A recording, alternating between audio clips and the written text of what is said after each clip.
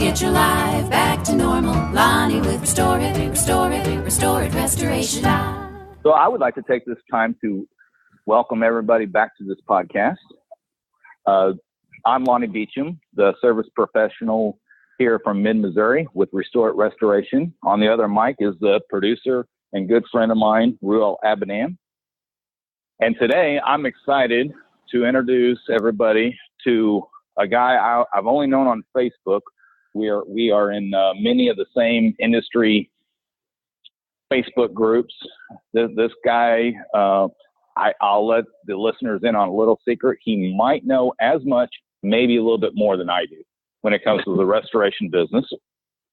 Well, Craig.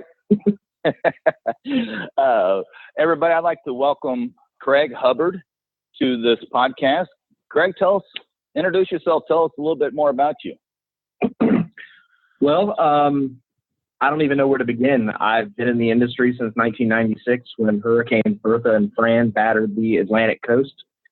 I was a carpet cleaner prior to that and just sort of fell in love with the industry. So I've been up and down the Atlantic coast. I've worked with catastrophe teams, large loss divisions, and, I've moved up and down in the industry. I've gone from just a simple technician all the way up to an operations manager. And currently you are now pursuing a new endeavor in the industry. Tell us about that. Well, I started up Catalyst Consulting, and basically one of the things I came to a realization a few years ago was that I'm actually really good at helping people build their own businesses, and I seem to be better at that than running a business myself. But anyway, I have learned so much over the years from other people's mistakes of my own, and I basically just focus on not making the same mistakes twice and guiding people away from mistakes and pitfalls that I've made and I've stumbled across or I've seen firsthand.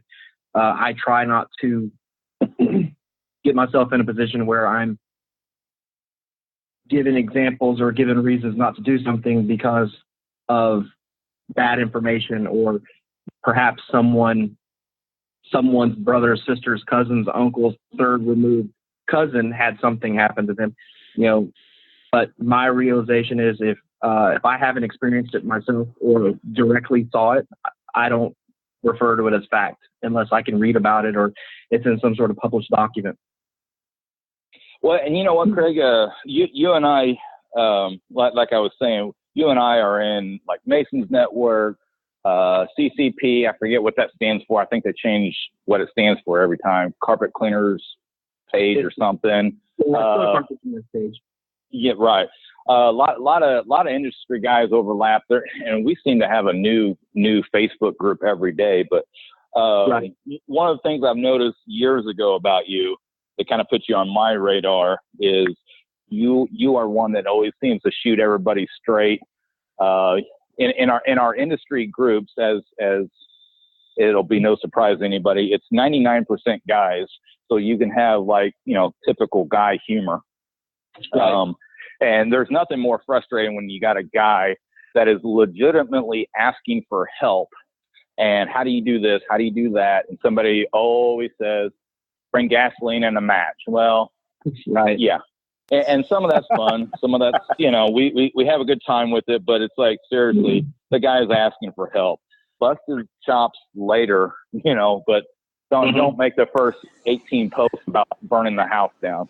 And you've always been one that was able to jump in and give concise, clear directions, avenues to look at, resources to go to.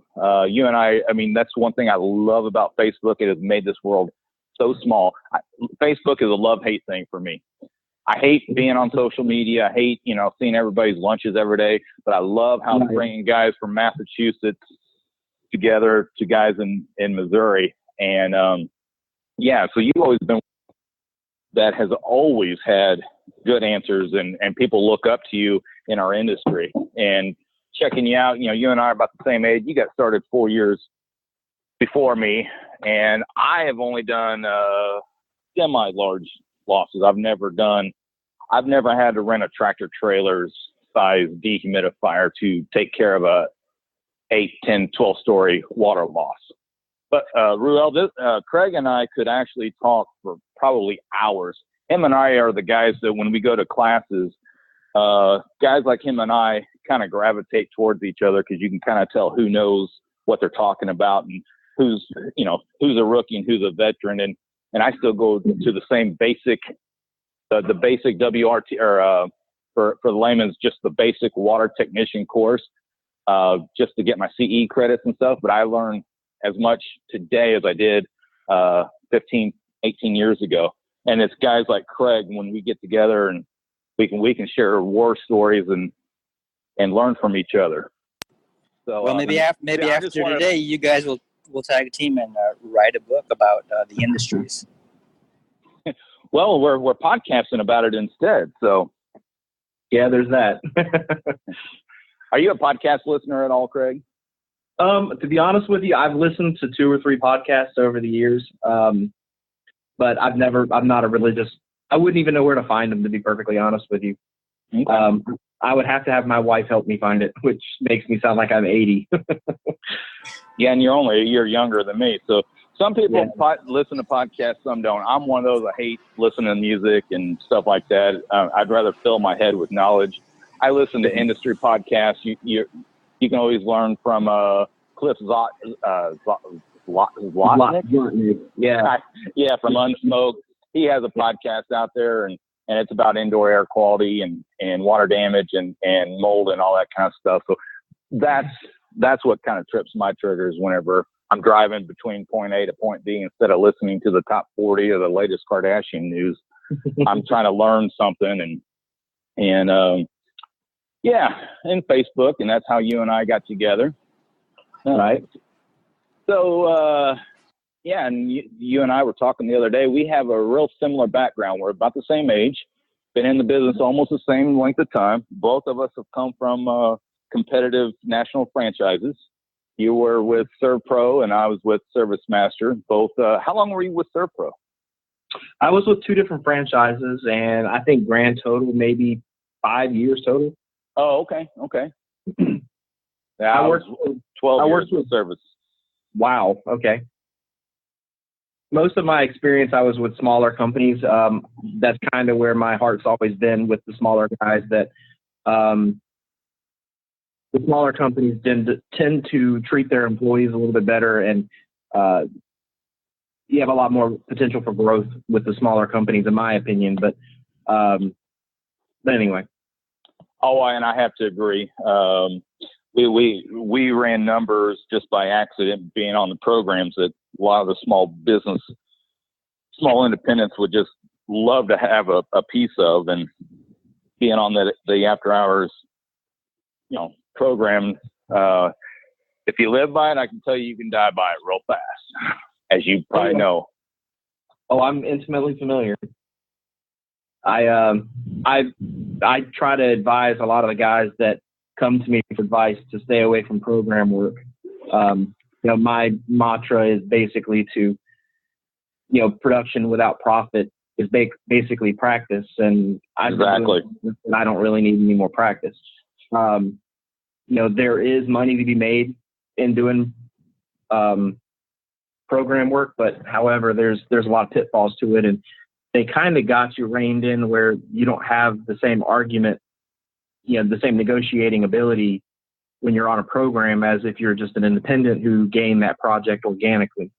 Right. So I prefer to go after my work independently and not go after a third party or go to a vendor program where I have to carry additional insurance. I have to jump through all sorts of flaming hoops and then have my bill beat to pieces, And Craig, you and I know what vendor programs mean. Tell the audience what that means. If somebody's listening that they're not from our industry, you got a couple of different vendor type layouts. I don't know an awful lot about them, but My experience mostly is with State Farm's PSP. Nationwide had the Blue Ribbon program, and then later went and got involved with a third-party administrator, Contractor Connection. Basically, it's a lead generation service.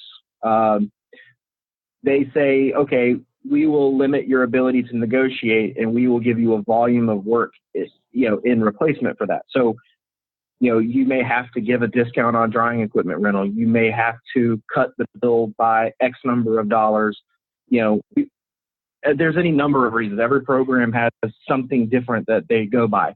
One vendor program may not allow you to charge for the first day of drying, or they may not allow you to charge for the last day of drying. But one way or another, they're making their money off of it. And, you have an insurance company vendor system, which basically you work directly for the insurance company, and they kind of have you in a bind to where you can't really negotiate, because if you use any of the harsh tactics that I would recommend to any client to get paid for the work that you've done, they will just throw you off the program, and then there goes your volume. And chances are, if you've gone on the program, you probably have slacked on your other marketing, in other areas to gain work organically. So yeah, and essentially, for the lay people, so basically, if you come home tonight and a pipe is broken and your basement's flooded, and you call 1-800-WHO-CARES at your insurance agent's office, they all have that customer service program where nobody cares and you're just another number. They essentially will send out either a ServPro or Service Master, and they rotate. That's what a vendor program is. It's an automated way to take care of the customer, and that's what the insurance company's goal is, to take care of the customer. Ultimately, they don't care about taking care of the contractor, and that's where Craig and I have kind of butted heads over the years, not together, but against the programs. Coming from Service Master, Farmers Insurance was the worst. They wanted 10%. They even wanted a 10% discount on all equipment, including, we had to get into Xactimate into our nationally recognized estimating software and break down how much of the truck or water extraction was equipment, and get down to the, how many square feet, and so much of that was equipment discount of the water extraction. And an air mover in my neck of the woods runs $30 a day, and we'd have to knock 10% of that off. So we were getting $27 a day per air mover. And then they also tie our hands where we're supposed to have full diagrams, documentation, pictures, scope, sketch, everything laid out within a 24-hour time stamp. And then, like, Farmers was the worst. If you were late by even a minute, then they'd ding us another 10%.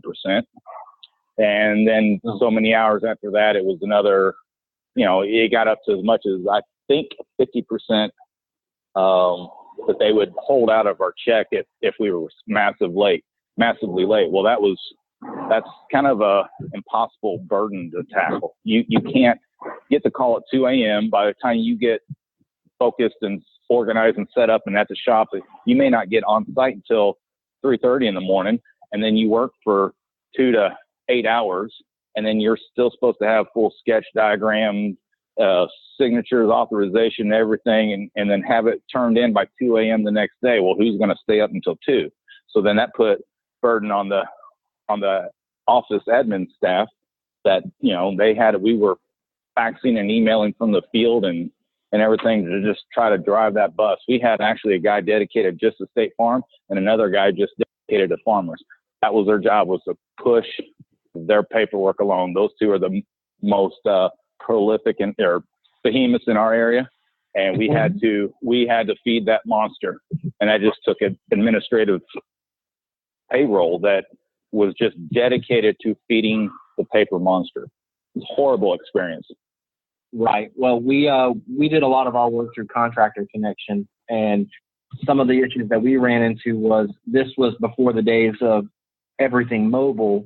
Most of the guys were still using flip phones at the time, but sure, we were still expected to check in and, okay, you got the project at this time. You have to log into Exact Analysis and click a button. Then you have to log into it later and say the extraction's done.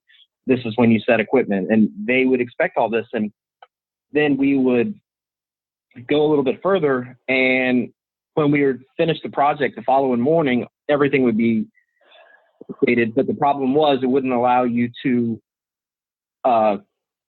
edit the thing to say, okay, well, we responded at this hour, on this day. And then 2 hours later, we set equipment. And then, another hour later, we were taking our monitoring, and then so forth and so on. And we, the crew left at this time. We weren't able to do that. So all the buttons were being pushed at one time because, again, how are you supposed to have a administrative person who with access to exact analysis, be able to click all these buttons? And then we were graded based on this, and they would slow the flow of work to you based on your scores. Well, if everyone is following through and having the same problems, you end up with a big problem. And none of the corporate people could understand why we didn't have the financial means to outfit all of the, production people with the first iPads, and why we didn't have data plans on these tablets, and why we didn't have iPhones and BlackBerries. All we had was standard flip phones to communicate with the office. And after hours work, it always felt like that. We always ended up with a situation where we were scored negatively because we were doing the best we could with what we had. Right. And I've experienced some pretty crazy stuff over the years in dealing with this sort of, without a better way of wording it, the paper pushers, that have probably never been on a project, limiting what we can and can't do. Oh, you can bet they've never been on a project, but boy, they sure know Xactimate forwards and backwards, and they sat in the WRT class next to all the other franchise guys, but they come out thinking they know way more about a dry out situation than you and I. Standing there at 3 a.m, they think they know way more than we do. Yes. Yeah. That kind of reminds me of some of the conversations I had with Code Blue. Oh, yes. I was going to mention that, but and any of you that are listening to this, if you take any advice from me, avoid Code Blue like the plague. And don't be surprised if your insurance company sends it to Code Blue. Don't be surprised if you get an immediate invoice from your restoration company on the spot for what we've done, because I will not do Code Blue. Well, I can't remember the guy's name, but one of the guys in the group, if I'm not mistaken, he lives in Salt Lake City, Utah. Masterson, or he's a chem dry. Yes, that guy. He turns them into collections almost immediately, and that's his way of dealing with them. Because apparently, if the insurance company goes into collections, they have to default take the claim back. Like, it can't go through a third-party administrator if the project's in collections.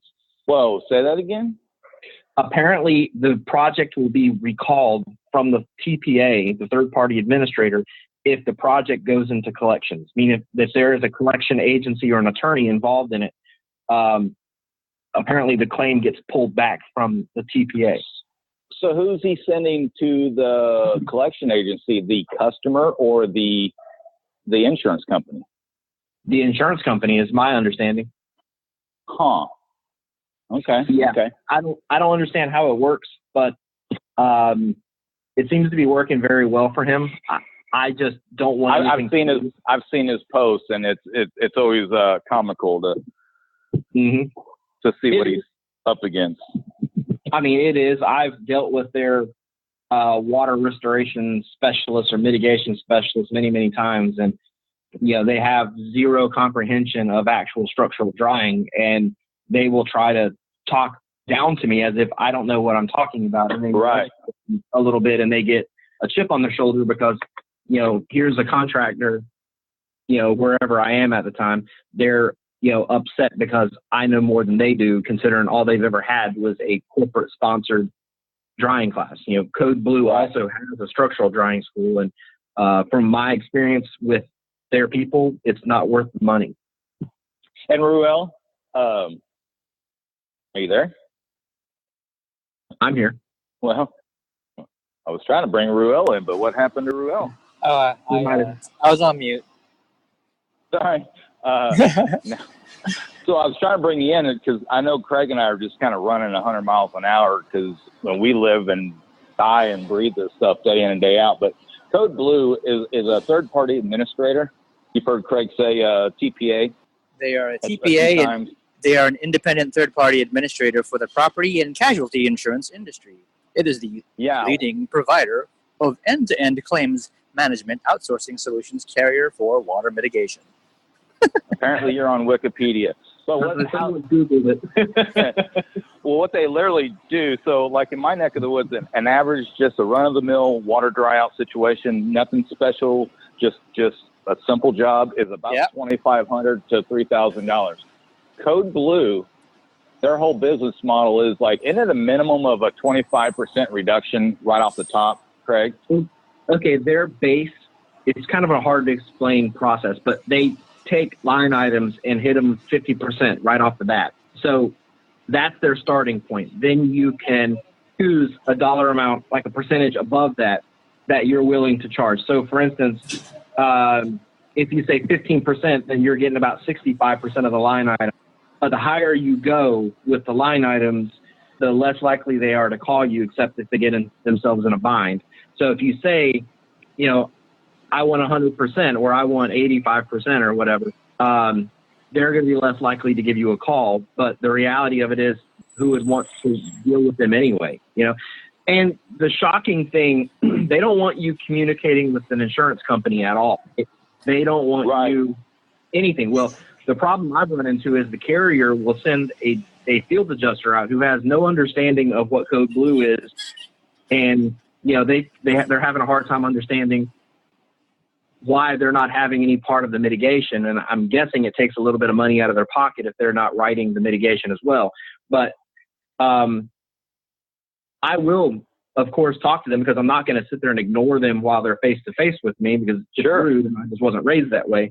But, I end up building a rapport with these adjusters, and I've found myself in a couple of situations where something didn't seem right to them, and they contacted me and asked me if I would share with them, the actual estimate that I was given. So what they do is they build an invoice that they'll pay on based on what they think you're going to do. Well, anyway, I sent him my invoice, and he saw that they were only paying us like less than 65% of what the insurance carrier was paying out. So in addition to them saying, okay, well, you put 16 fans and 3 dehumidifiers on this project, we're only going to pay you for 12 fans and 2 dehumidifiers because our calculations are saying that's what you should have for this equipment load. And they will turn around and charge the insurance carrier for the full equipment that was on the project. Oh, right. And that's, Ruel, why I say if any listener has they call a guy like me or Craig when he was actually in the field, they would, a lot of these Americans Family, they're big in my area that goes Code Blue. I can't think of who, I just stay out of Code Blue. That's why I said earlier, if you're in the middle of a dry out situation, all of a sudden your insurance company tells you as a consumer that they're going to turn this over to a third party administrator called Code Blue. That's why guys like me and Craig, I will just bill you immediately for what I've done.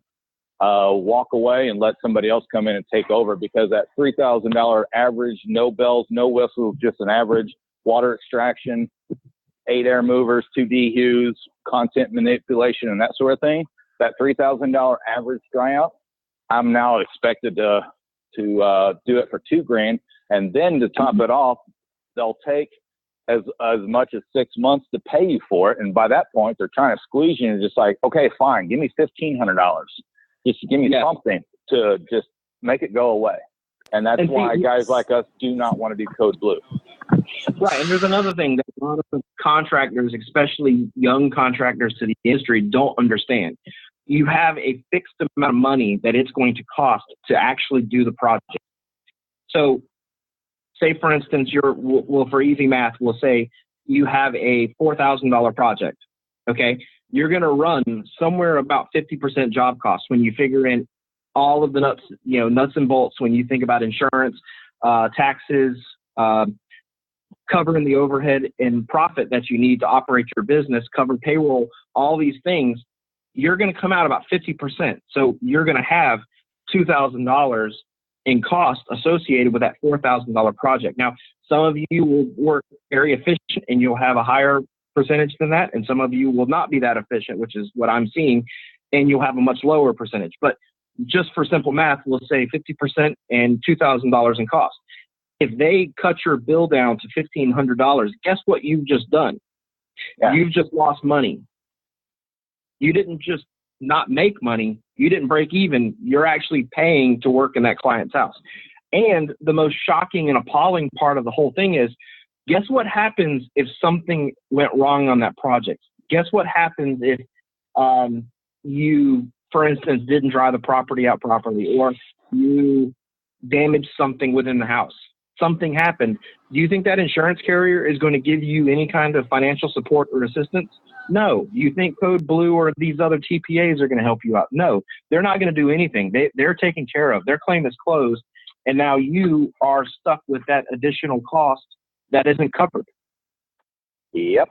And that's why guys like me run, and I'll bill you for the time and the extraction, cut the losses at that point, and move on.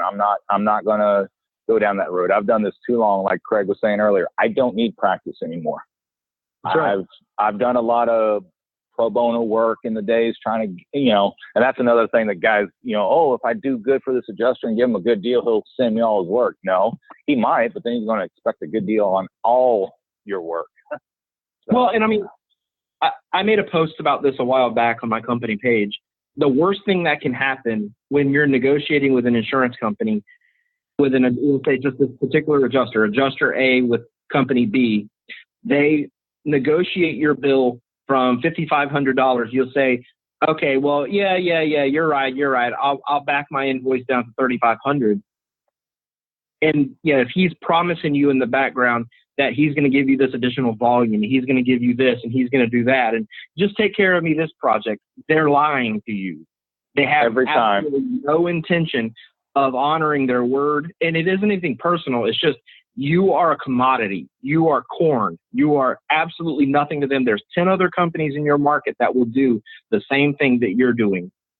You have to separate yourself by the level of service you provide, but that's not what I'm getting at. That was your 3-point post where you wrapped it up and said, know your value, create accurate estimates, and stand up for yourself. Was that the one? That's exactly right. Because if you buy into this and you think of it, the worst thing that can happen is if they start to use you, because they will use you until you're bankrupt and out of business and all of your employees have gone to work for someone else. They don't care.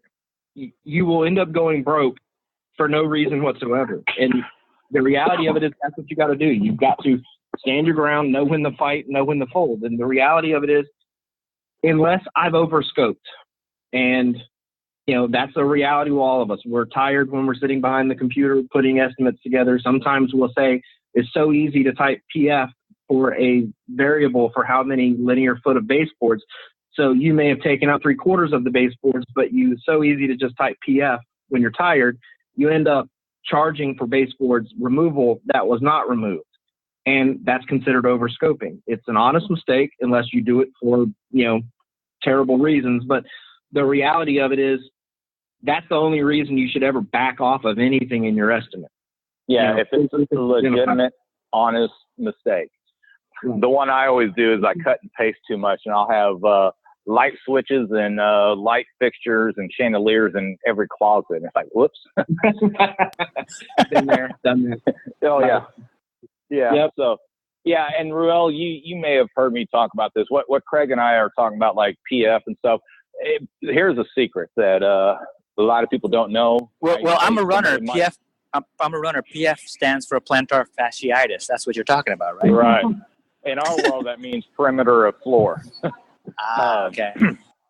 But here's a secret that somebody might, not like me to share, but me and Craig and Farmers Adjusters, Code Blue Adjusters, Surf Pro, whoever down the street, we all have the same estimating software. So I could literally move into Craig's town, I already have the software. I just make a download for his appropriate town, and him and I are immediately on the same page. We get the same $30 an air mover. We get the same $85 a DHU. We get the same 28 cents a square foot for this. Automatically, right off the bat. So all these people that ever want to, Craig, you probably had this phone call a few times. Yeah, my adjuster said I need to get 3 bids on my water loss, and I'm like, no, you don't. No, you didn't. No, they didn't. I'm like, yeah, I'm not doing that. No, I'm not either. And I tell them I'm going to charge for my time, and then it's only good for about 2 hours. And then when they say, what do you mean? I'm like, well, water moves. So what I see now won't be the same by the time you get 3 other people in here and we all crunch our numbers and get them all emailed to you. And you call me back in 7 days, what could be salvageable today. By the time you get 3 of us in there and get 3 estimates back and send it back to the adjuster and all this, and get approval, we are now ripping and cutting and gutting because the drywall is now mush and the carpet's falling apart and delaminating and I don't play that bid game.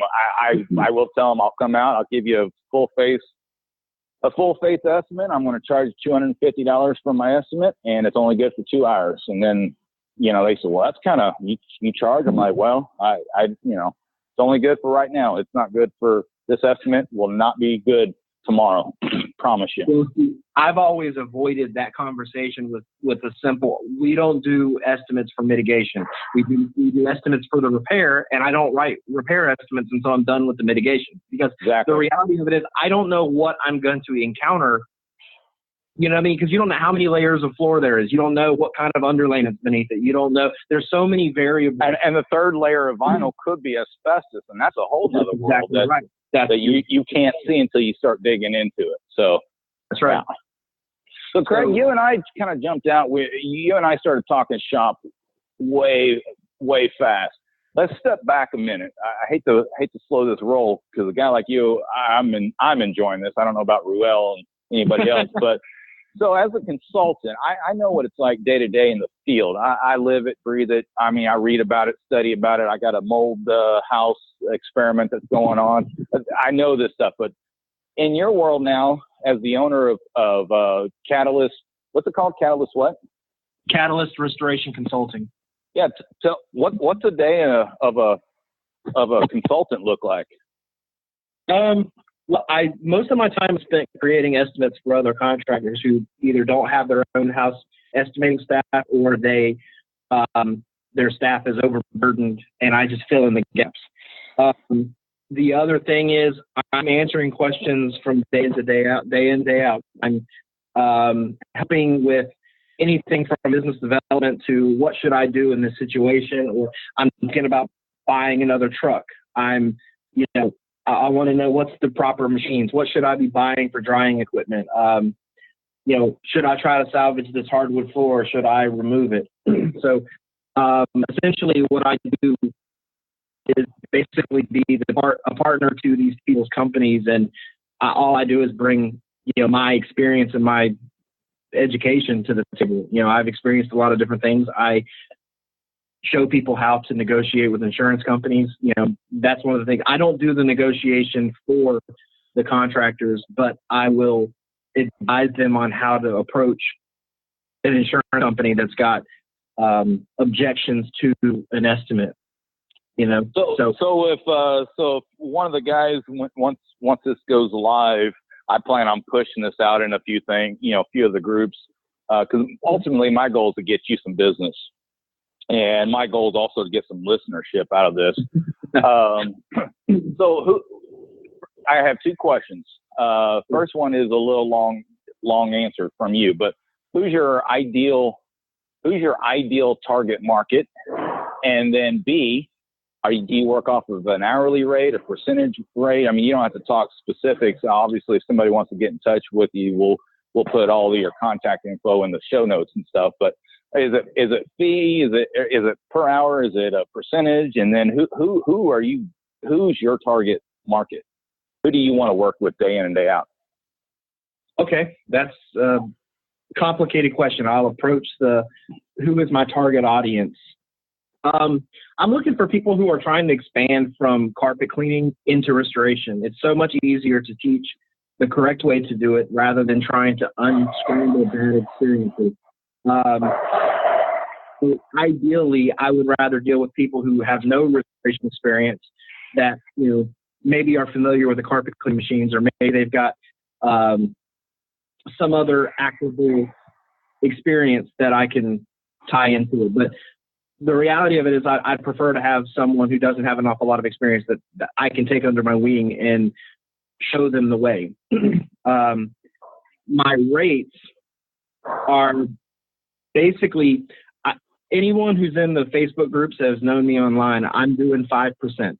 And basically what that is, I bring basically everything that I can to the table. I will help with human resource issues. I will help with operations. I'll help with training. I will help with equipment allocations. I'll help with basically everything within the business. But the difference between me and a true business partner is that I'm not going to have my hand in your cookie jar, except for 5%, which is in most markets is less than your sales tax.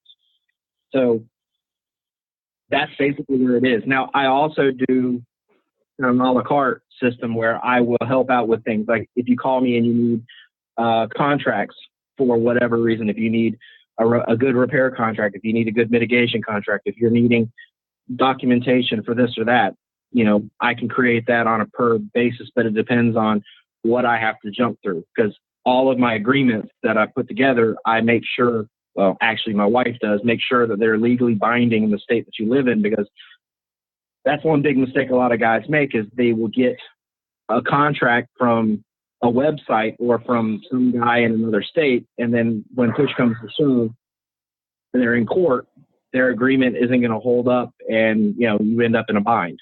But I generally charge $150 for contract generation. But depending upon the situation, I've done it for a little bit more and done it for a little bit less. It just depends on what's necessary. But what if I want to come to you because, like, I am looking at my personal daily driver is a minivan because it hauls equipment, hauls manpower, and it also hauls my family. It's not masculine, but it's utility. I can put a 4x8 sheet of plywood in this van, right? So let's say I want to come to you because I am looking at getting something different. I've got a little wear and tear and some rust on my van. How would you charge me to advise me which way to go with buying a vehicle? It depends on how long we're on the phone. Generally speaking, conversations are about $85 an hour. But like I said, I would talk to you about what your needs are, what your market's like. Are you doing more city driving? Are you doing a lot? Like some of my clients are out in rural Texas where they're traveling on an average basis 85 miles each way to a project, whereas some of my clients that are in a more urban area are only traveling 15 miles. So right. There's a different dynamic market to market. So one guy may need a ProMaster and another guy may need an Isuzu and VR. So it depends on the business model and what they actually need for what I would recommend, in the situation of equipment, trucks, trailers, machines, whatever. Gotcha. Got another question for you, and then I'm going to ask you the cool part of the podcast. This is a new question I'm going to start asking everybody, but what is one of your pet peeves in our industry? I'll share one of mine with you after you share me yours. One of my pet peeves, taking photographs of yourself doing dumb things. It is on project. It drives me nuts. These guys will post pictures proud of themselves, and I will sit there and identify 9 or 10 problems with what they're posting. I don't say anything, but right. It drives me nuts. I find myself yelling at my laptop or my phone. Like, I'll see people who have drying, the injected dry panels on the floor and they're running them in the wrong direction, or they're all touching together rather than spaced out properly, or they'll have all the mats put down but they don't have them taped down, or they don't have a tent put over them. But whatever the case, they'll have something wrong and they document it. Or the worst is someone will take a photograph of them doing something dumb. Like earlier, someone posted a picture taken from another group where a guy had taken had a picture of someone shirtless working on a fire project. And, you know, can you scream OSHA? And yeah, no kidding. I mean, you know, how do you argue when that employee inevitably gets hurt and they're using that photograph as evidence that you didn't provide the proper PPE? That drives me nuts. No mask, no, nothing. Just shirtless and dust mask maybe. Yeah. In fact, Craig, that reminds me. 3, 4, 6 months ago, remember back in one of our groups, somebody posted they were just so proud of themselves.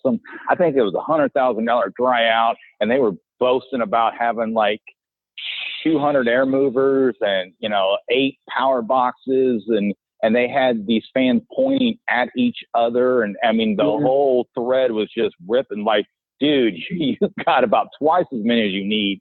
You got air movers canceling each other out. And he was all proud, and he got butt hurt and left, and took his bat and ball. Do you remember that story? I think it was at a church, if I remember.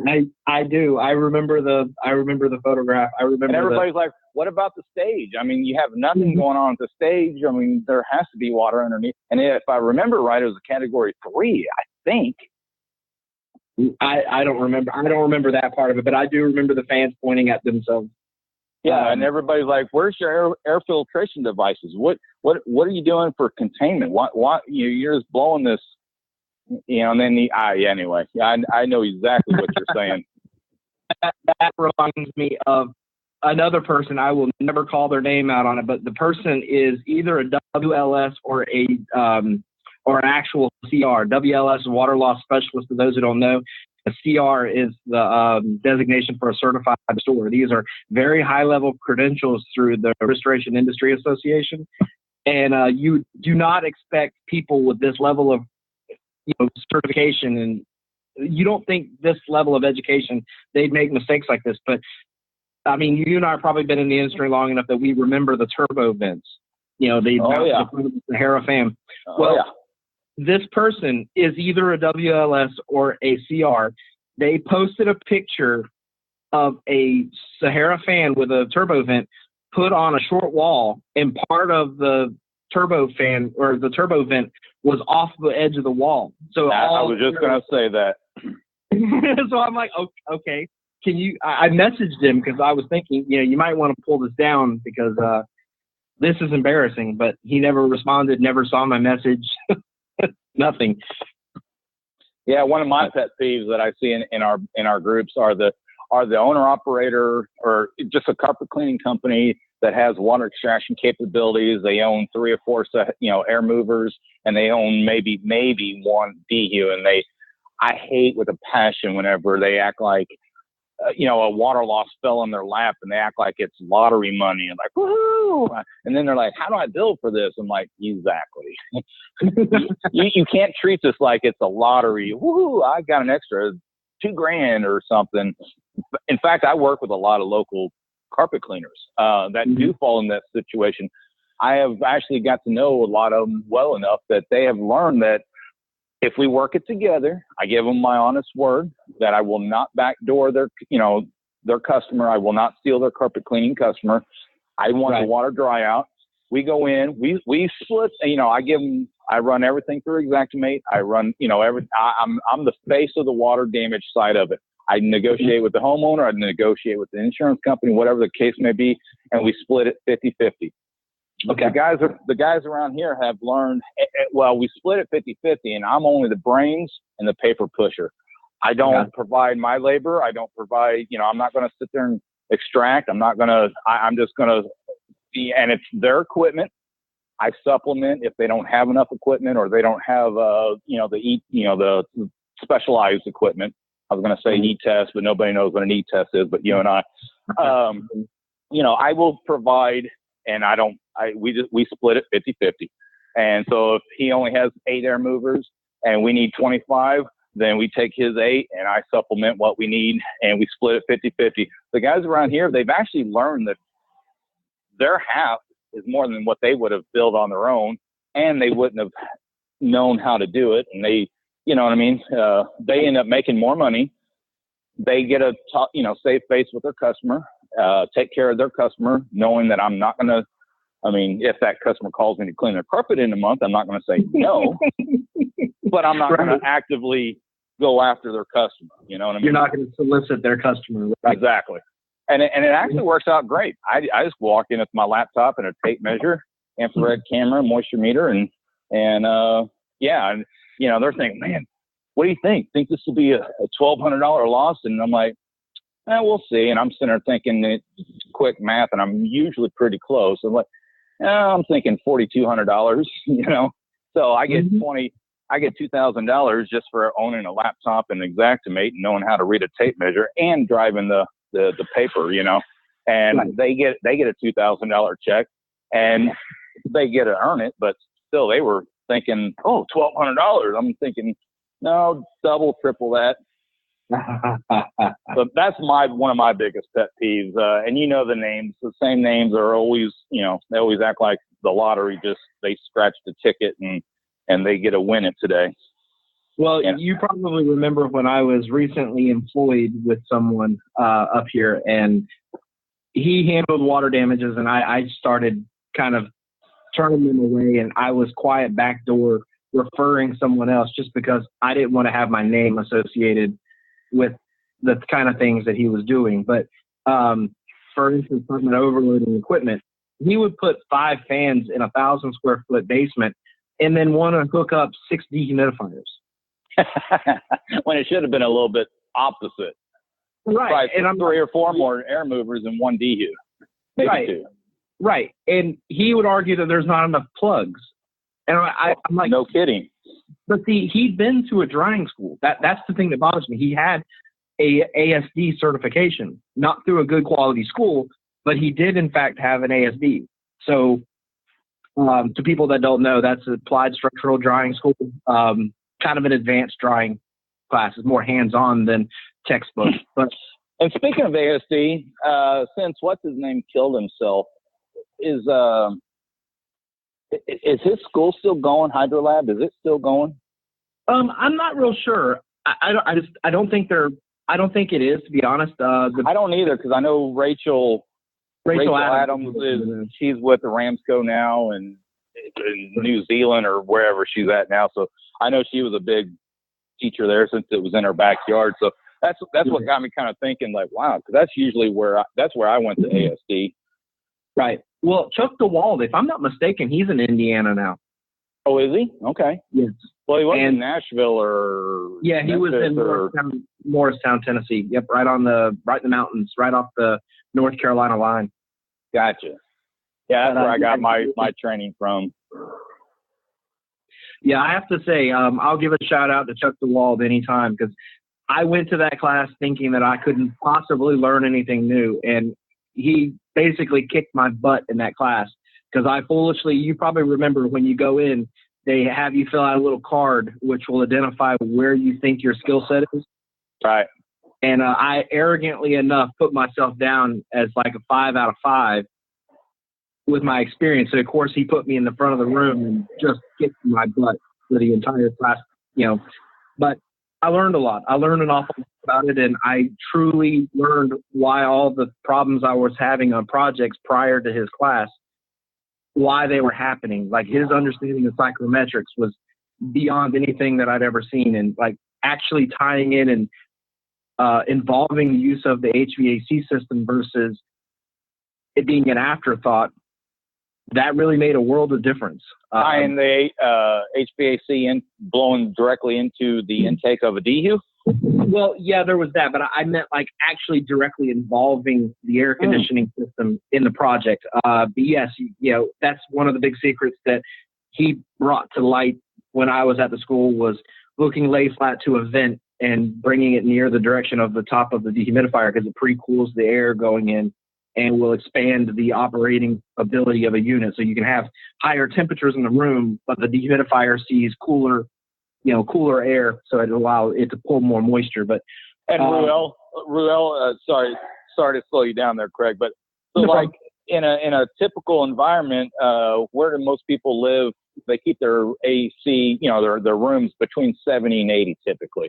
Well, a lot of our by the time we start cranking all the BTUs, British thermal units, we start cranking all this power and heat generating dehumidifiers that'll spit out 120 degrees at 10% relative humidity, or in some cases we have a desiccant, or, that's a whole nother conversation. But Ruel, sometimes without trying to get the heat up, we can hit 110 in these rooms. And a lot of our dehumidifiers are what Craig's talking about. They start losing their efficiency. They start drawing more energy than what they're pulling moisture out of the air whenever it reaches 95 or 104 degrees or something like that. Well, they say if you look at it from 70 to 90 is the peak range for a regular refrigerant dehumidifier.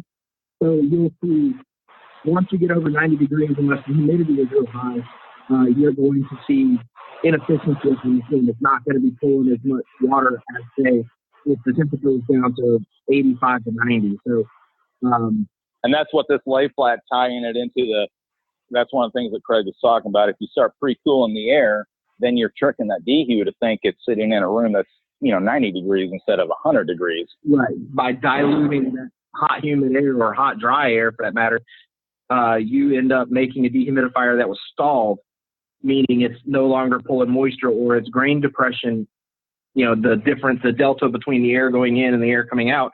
If you're not pulling a lot of water, sometimes just introducing some cool air to dilute that heat will put that dehumidifier back in its operating range, and you'll get yourself to that finish line a little bit faster. Yeah. Did you catch all that, Ruel? I did. It sounds like a cool trick. That's just my layman's way of describing how cool that sounded without really having to understand a whole lot. It sounded like using using a second system to help just optimize what you were trying to accomplish with the job. Right. And guys like Craig and I, when we walk in, we make it look easy, but Craig and I are kind of talking out loud, all the thoughts that are running through my head. You've seen my videos that I'll take a video and send it to you from time to time, Ruel, and there's 1,000 thoughts already running through my head before I even get to the point of shooting a video. And guys like Craig and I geek out on this. I mean, literally, I could just run for hours on this. But this is the stuff that when a pro makes it look easy, what the customer don't know is we actually have a lot in our head while we're talking to the customer. I'm thinking about, 5 different variations of what I anticipate my needs are going to be once we get to the point of setting up the equipment. That's right. And, and the crux of our podcast, and you, years ago, Craig, you actually, I'm really honored to actually have you on our podcast. Seeing your daily stories, Ruel, you should see the stuff that Craig, especially when he was working for a few individuals, just the dumbest stuff his boss was putting him through, or the customers were, demanding. Craig is really good about sharing the funny stories. And believe it or not, Craig, thinking back to my own experience when I go out with the guys or family friends or whatever, everybody's like, Lonnie, you're always working on something cool. Tell us what's going on. And then seeing your stories, you actually kind of indirectly helped prompt this podcast years ago. It only took me 5 years to get off my rear to do something. But so with that in mind, every service guy, no matter what industry you're in, we always have that nutty Nelly. I call it the nutty Nelly, the lady that, like I was telling you the other day, was demanding that we did a water loss with our shoes off. And I was like, no, we got OSHA and, safety and all that sort of thing. So with that in mind, what's one of your off the wall crazy stories from a customer or a boss or an insurance adjuster? Share us one of your stories. The one that's coming to mind right now may not be the best one to share, but it's the freshest and the most bizarre thing that I'd ever had anyone request. I had a very cagey client that wanted us to come out and look at a mold job. And we set up a time and a place and everything. And before I got off the phone, the client asked me, what do I look like? And it took me by surprise. And I'm like, excuse me? And he said, well, I want to know what you look like. And I said, sir, I've been doing this nearly 20 years and I've never had anyone ask me what I look like. Is there a I haven't either. So he said, well, I want to know what I'm looking at. I want to know, what kind of person you are. Are you, clean and neat? Are you this or that? And I'm thinking, yeah, this isn't a situation that I want to get involved in, because I've been exposed to some bizarre things over the years, but never directly. But this one particular client was insisting on me describing myself, and I finally turned down the project because it just set off all my radar that this was a bizarre one. I was going to go down in this guy's basement and never be seen again. So I opted out of the project, but the guy was weird. Him and his wife on the phone, and his wife was like, why are you asking what he looks like? Don't you realize that's a bizarre question to ask? Oh, she even saw it too? Well, she was in the room with him and overheard him having a conversation. And when things were going well with me, he decided that he was going to put his wife on the phone. Like, she's going to be able to explain why he wants a photograph. I mean, that would have been a little more understandable if he would have asked for a photograph so I know who I'm meeting. But the way he suggested and asked me seemed more along the lines of he was looking for a date, or, to wear me like a skin suit or something. I don't know. I always think of John Wayne Gacy in every crawl space. I'm always it's like Gacy. I'm my name is down in a hole with a basket with a lotion going down. I don't know what happened. Missed opportunity. All you had to say was, this is Jake from State Farm, and I'm wearing khakis. I'm wearing khakis, that's right.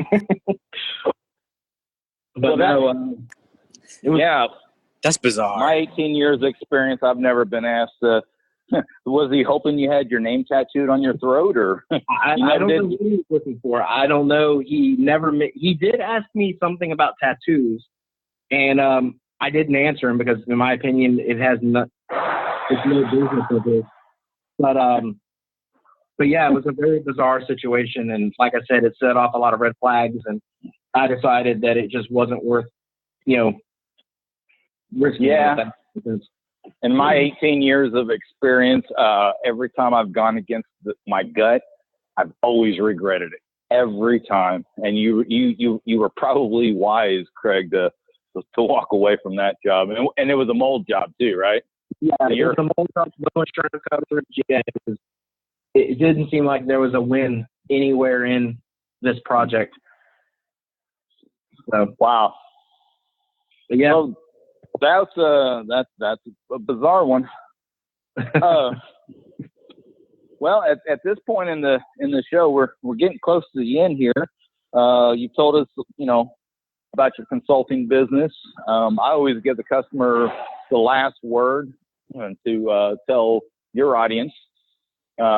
Did we miss anything? Was there something you'd like to talk about a little bit more before we end this podcast, or? No, you'll be able to find all my information on your, associated with the podcast. So, I mean, my information will be out there, and if anyone has any questions, you can contact me directly.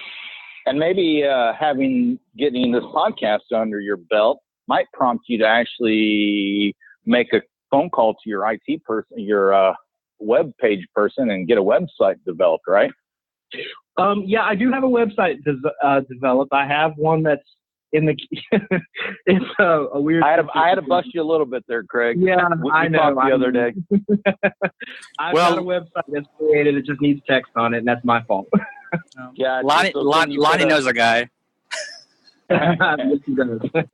Yes, Ruel is my IT guy. He uses a gal from the industry, Ruel, that seems to be pretty sharp. So, once this goes live, maybe you should have her embed this on your website so that if anybody wants to kind of learn a little bit more about you and learn a little bit of how you think, maybe they can get some value and entertainment out of this. So, well, maybe. I'm sure it'll be entertaining. So, right. Well, we're getting to the end here. Before Ruel says it, I'm going to say it. If you found any value in the two restoration guys, kind of we geeked out a little bit, but if you found any value in what we talked about, please go to your podcast subscription platform and leave us a 5-star review.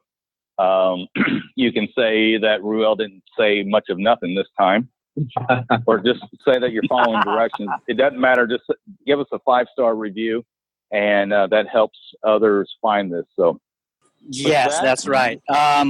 And like Lonnie said, if you found a value in the podcast, we're also on social media. You can find Service Guys Podcast on Instagram, Facebook, Twitter at Service Guys Pod, one word. Back to you, Lonnie. Well, with this, I'd like to thank Ruel for helping me host this podcast. Most importantly, I want to thank my guests that I've wanted to learn a little bit more about, and I learned a little bit from you today myself, Craig. So I have always looked up to your silly stories and the way you do help the guys in our industry. I've always valued that. I don't say that because that's not something you really put out there on social media, but it doesn't go unnoticed. I'll tell you that. So well, I appreciate that.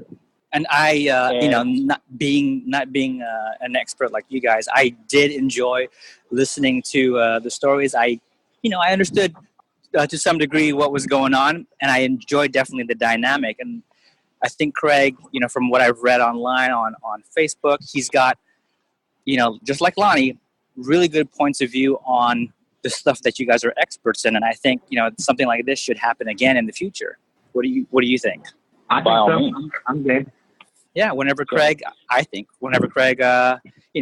an interesting story, feel free to reach out to Lonnie or myself, and we'll see about doing this again. All right. All righty. Well, this is Lonnie Beecham with Restore It Restoration. This podcast has been brought to you by Restore It Restoration. Put your life back to normal. Thank you.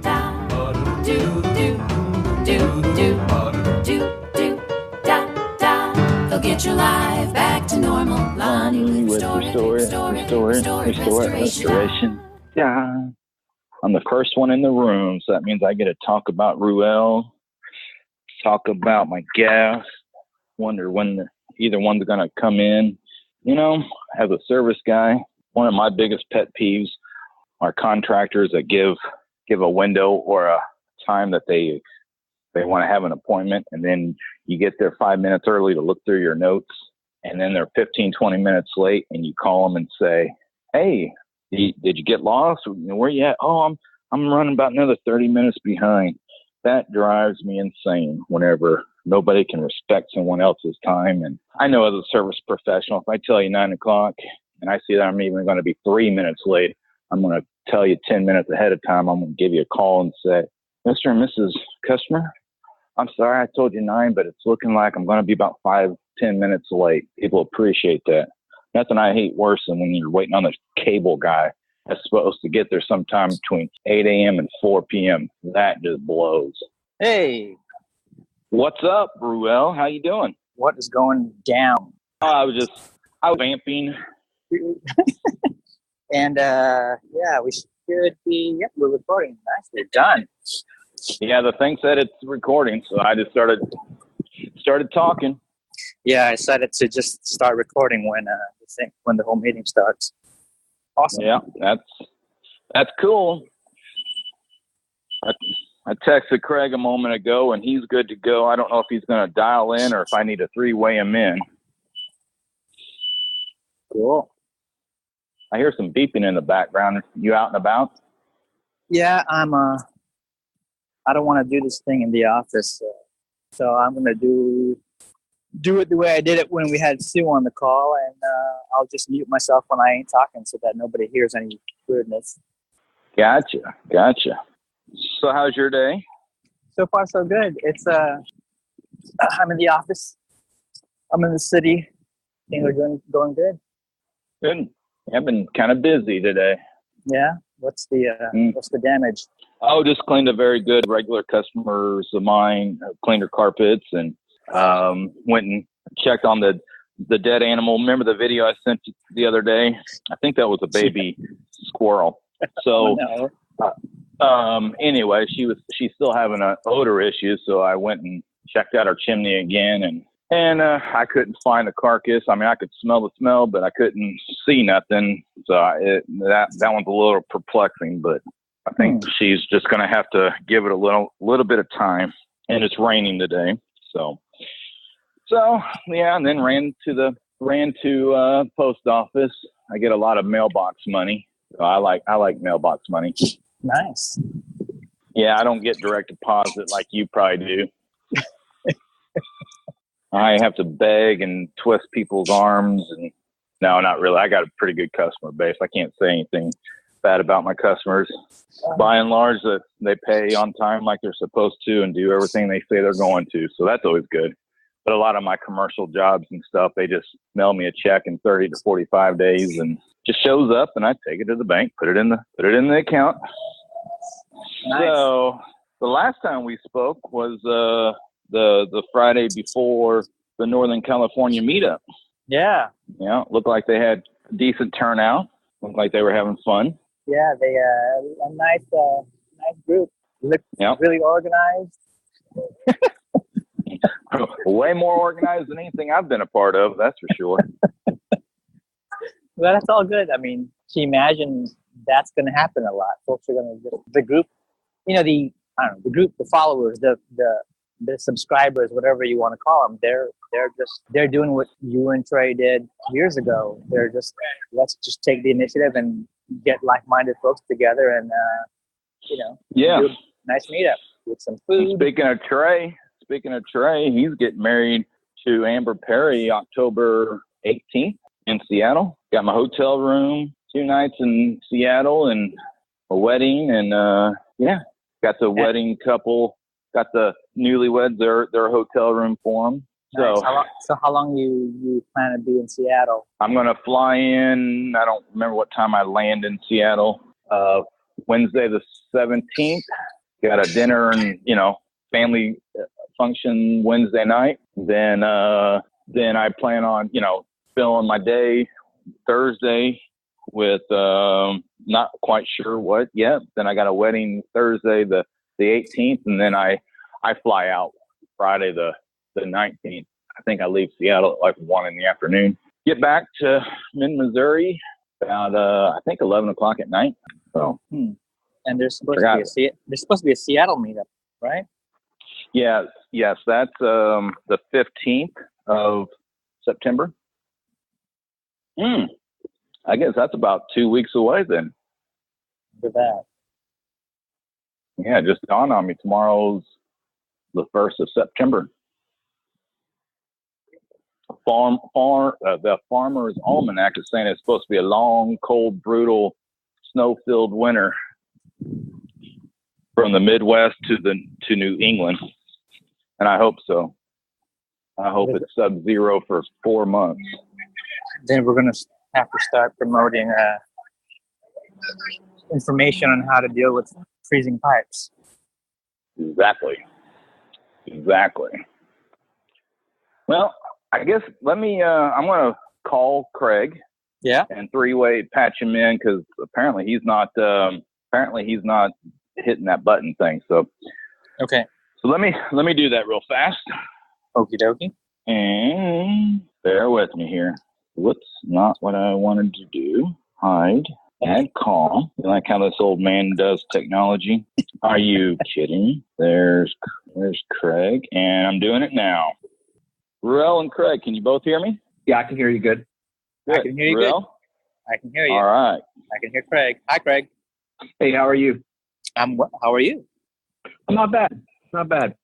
Yeah, we haven't even done the official introduction yet, Craig. So Ruel and I have been friends for about 6 years, so we were just kind of chit-chatting, and he's also my IT guy, and him and I have a lot of mutual friends, so we were just chit-chatting like old friends for a moment. Lonnie with Restoration. Yeah. This is another Coffee with Heavy Cream production.